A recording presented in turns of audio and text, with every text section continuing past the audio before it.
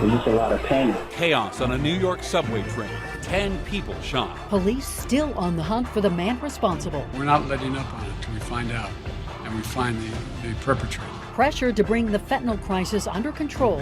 Colorado lawmakers debate what should be considered felony possession. I'm anticipating that we will definitely see a lot of changes. One pill can, has, and will continue to kill. And the latest additions to the Broncos have the team and the fans feeling very good about the upcoming season. His energy's, almost unmatched. It's great. It's contagious. I'm just excited, man. It's going to be a great season. Good evening. Thank you for joining us at 5. I'm Shannon Ogden. I'm Ann Trujillo. Everyone agrees we need to address the fentanyl crisis. How we go about that is another story. Now, as we have been reporting, deaths from fentanyl are on the rise in Colorado. A report from the Common Sense Institute says fentanyl deaths in Colorado last year up 260% since 2019. And now state lawmakers are debating about what to do about this problem. Denver 7 politics reporter Megan Lopez has been sitting on some emotional hearings today for a bill targeting fentanyl distribution. And Megan, this all comes down to how much lawmakers want to consider felony possession, and everyone has a different idea on what would help address the issue. Yeah, that's right, Ann and Shannon. The discussion and the disagreements right now really boil down to how to handle distribution versus how to handle possession. Now, the bill in its current form right now almost exclusively deals with distribution and not really possession. That's something that law enforcement and a lot of different Republicans say needs to be addressed moving forward. The bill says that 4 grams would be a felony for possession, but opponents say that's enough to kill hundreds, maybe even thousands of people if it's pure fentanyl, and so they're pushing for possession to be a felony. Chiefs, sheriffs, and Fraternal Order of Police members stand firm in our call for a strong zero-tolerance policy against the possession of this poison. I can't see this bill getting out of that committee with some sort of a change to that possession level, from 4 grams down to 0 or 1 or 2. So the bill's supporters say that they don't want to return to the old drug policies that punished and incarcerated addicts. There were some discussions about significantly lowering that possession amount that happened behind the scenes before this committee started, but we'll have to see how those amendments play out. Today's hearing, definitely an emotional one. Lots of people brought photos of their lost loved ones. There were lots of tears. One woman even sharing her story of nearly dying herself had it not been for Narcan. Those families had mixed feelings on that possession issue. We think that 4 grams is way too much for personal possession. We don't want to see these casual users charged with a felony. Our heart is really for them to get help, to get off their addiction. It's not to put them behind bars for some bad choices. So another portion of this bill that's receiving quite a bit of backlash at this point deals with Good Samaritan rules. Basically what the bill says is if you are in possession of fentanyl and you give it to somebody else, that person overdoses or is poisoned, so long as you stay on the scene, you try to render aid, you call 911, and you really try to help that person, you won't face felony charges for distribution resulting in a death, though you would face other felony charges. Law enforcement, again, really not happy with that portion of the bill because they say it doesn't matter if you stayed on the scene and you tried to help that person, you giving them that pill killed them, so you should face the consequences as a result. That's something Speaker Alec Garnett tried to get ahead of today. We want to save lives. We want to make sure that the people who are on the scene do everything they can to save that person's life. So big portions of this bill also deal with rehabilitation, really making sure that people who are addicted to some sort of drug gets the treatment that they need and the education that they need to know about fentanyl. No matter what, though, the supporters of this bill say some version of it has to pass. They say they cannot put this off to next year because too many people are dying. The big question now is what version of it is going to make it out of this committee, guys? The impact that drugs having right now in Colorado is incredible. All right, Megan Lopez, thank you for that, reporting from the Capitol.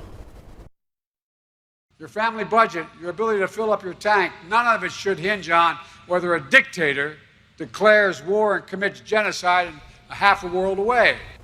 Today, President Biden referred to Russia's war on Ukraine, and you heard there, as genocide. And he blamed Russian President Vladimir Putin for the price hikes on gasoline here in the U.S. Ukraine President Volodymyr Zelensky said yesterday that more than 10,000 civilians now have been killed just in the city of Mariupol since Russia's invasion began. And today, President Zelensky again appealed to the UN for more weapons as Russian troops move into eastern parts of his country. More than 4.5 million people now have fled Ukraine since the beginning of this invasion.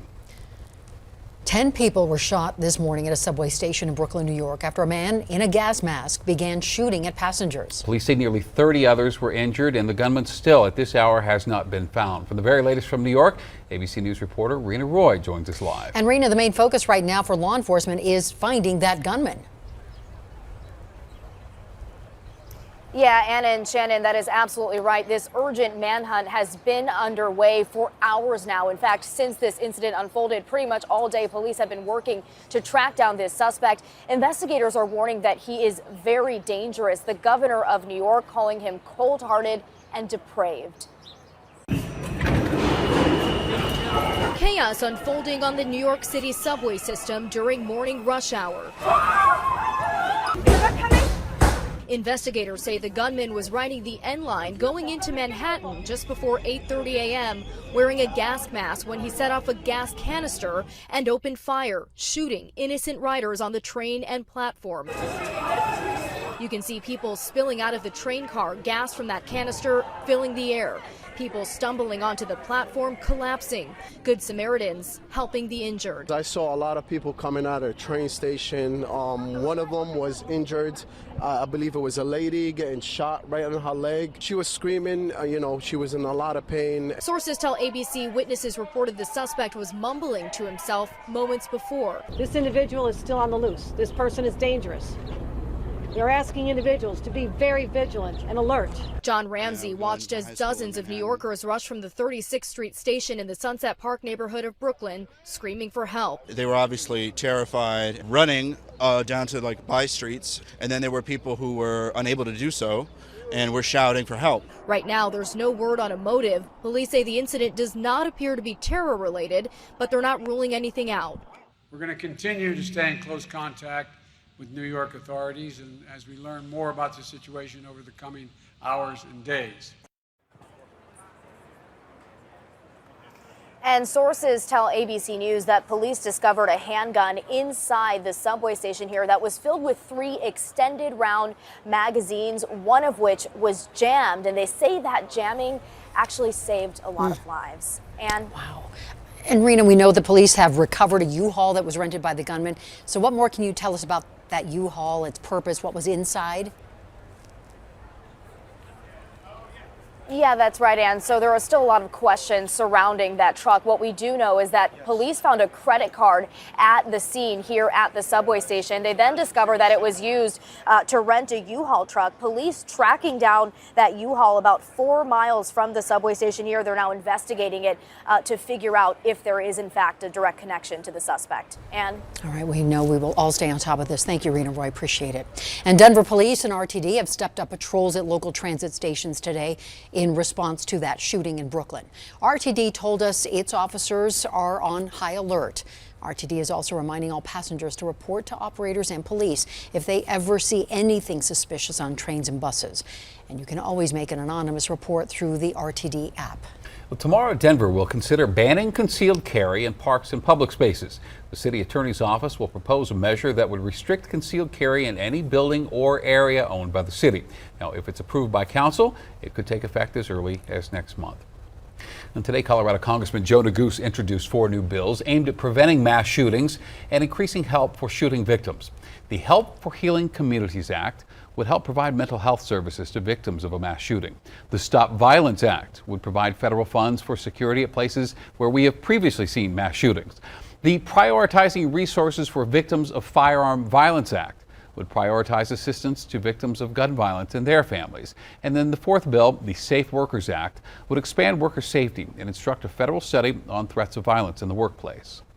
The legislation that we are announcing today is born from the deep anguish that we feel at each of these tragedies and the deep desire that we have to ensure that these tragedies don't happen again.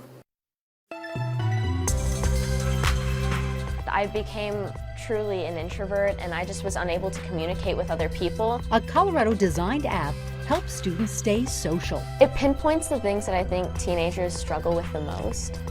Well, those winds keep whipping, and I'll let you know if they're going to bring Denver any snow. And an Adams County deputy's quick thinking likely saved lives. And now his department's calling him a hero.